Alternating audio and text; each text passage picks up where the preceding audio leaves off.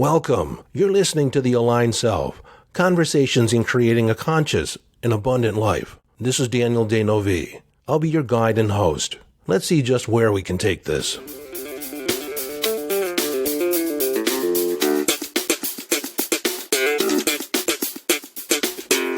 In this episode, I'm doing something different. Welcome. I'm actually recording on my cell phone. I just left the gym and I was in the shower and I just had this download, intuitive hit that I needed to talk about this. And it's very much in alignment with the 10,000 whispers. One foundational belief. I just noticed that my dome light was on. One foundational belief that is necessary in accessing intuition is, let's say, accessing it to a deeper degree, is an understanding of your relationship to all that is. Now, when I say all that is God, God is all that is, I've tried to circumvent the word God because a lot of people have a certain mindset around what God is, who he is or who she is, and how God shows up.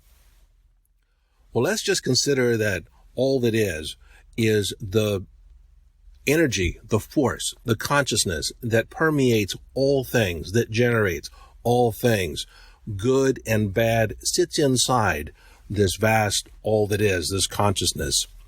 And you are an aspect of all that is. Now, you may have heard at some point a reference to the Bible that you were created in God's image. Now, some people mean to think it's your corporeal form, your incarnate in the flesh persona.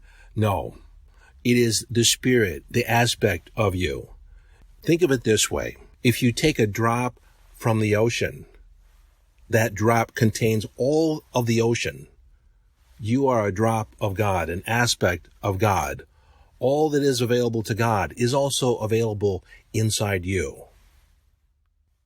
And as a consequence, I think it brings up the idea, the subject of when you die or when you leave this physical form, where do you go? Well, nowhere and everywhere. Take my word for it. I just know this. When I was 28, I had a transpersonal experience where my consciousness left my body and was nowhere and everywhere. I have friends who have had near-death experiences.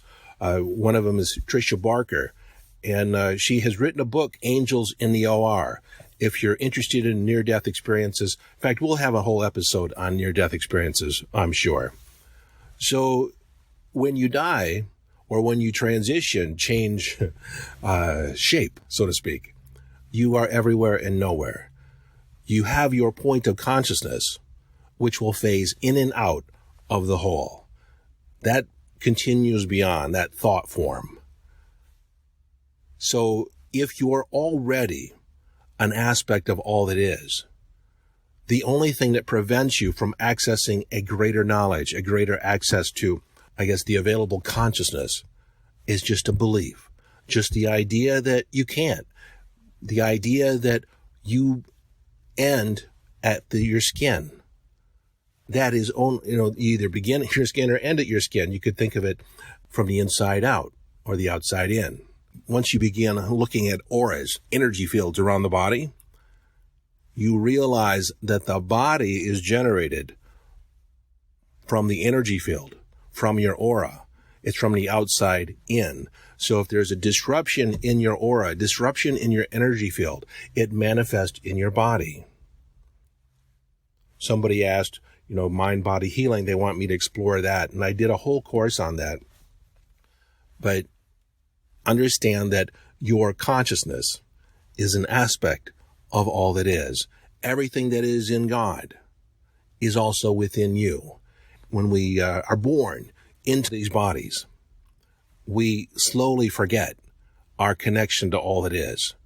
And part of our spiritual journey is a return to the whole, a return to God, a return to all that is that knowing that we are interconnected and to everything, yet still having our human experience. And I'll dive deeper into this in a future episode, but why, let's just throw the question out there, Why would we incarnate to begin with? Why would we come to this place to have an experience? Well, if you're all that is, and that pervasive field of consciousness, the only way you can begin to know yourself is through contrast, through duality of having, good and evil, a contrast there. Now, I say evil, it's just with quotes. I don't really believe in evil. It's just a contrast between two aspects of the whole. In aspects of the whole, let's dive a little bit deeper into this. Many of you know that I'm a hypnotist, and I've dealt with the unconscious, the subconscious for many, many years. And in psychology, we talk about, there's the conscious mind and the subconscious or the unconscious, as if they're two separate minds. This is just a concept. It's a model. The truth is, the subconscious is just an aspect of one mind. The conscious processing is just an aspect of a whole. I can reference and talk about my hand as if it's separate from the rest of my body. It's only separate in my conversation. It's only separate in how I reference. So it's like a distinction from the whole. So you can know what I'm talking about. And at this point, you don't know whether or not I'm talking about my left hand or my right hand. I'm actually referencing my left hand. So I'm holding it out in front of me. So my hand is just an aspect of my body. My body is just an extension of my mind. My mind is just an extension of my spirit. The ego is a container for this experience of life. And when we get really attached to this ego, this persona, this personification, then we lose sight of our connection to all that is.